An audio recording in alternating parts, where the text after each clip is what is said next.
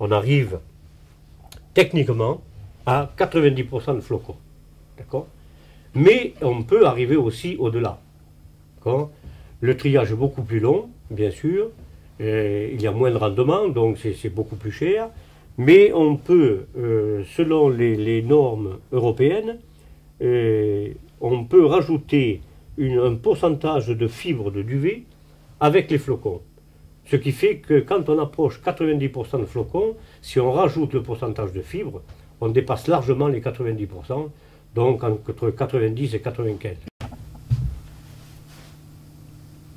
Ici, à la réception, on procède aussi par lot séparé de chaque producteur. Rien n'est mélangé. Tout est traité séparément par producteur, par fournisseur. Et on fait déjà une première sélection qualitative. Tous les lots sont référencés en fonction du fournisseur, de l'origine animale, bien sûr, si c'est de l'oie grise, de l'oie blanche, du canard blanc, du canard gris, d'accord, et en fonction de la qualité. C'est référencé et c'est stocké. Et ensuite, selon les prévisionnels établis avec les clients, nous reprenons les qualités qui correspondent au cahier des charges que nous avons établi avec le client. Oui, pour ce qui concerne les qualités Valandré, il y a quand même de nombreuses années que nous travaillons ensemble et nous avons depuis le départ sélectionné les meilleurs producteurs du Périgord.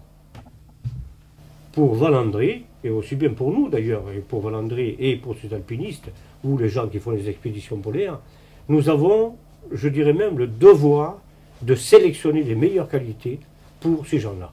Je pense qu'il n'y a pas autre chose à dire. C'est la sélection des meilleures qualités pour assurer leur survie. Ça, c'est très important. Moi, j'aime les oies, j'aime les visiter, j'aime les photographier, j'aime voir le développement en fait des plumes et des duvets sur les oies. D'accord? À partir de là, je sais déjà quels sont les élevages qui vont être sélectionnés pour tel ou tel client, dont Valandré.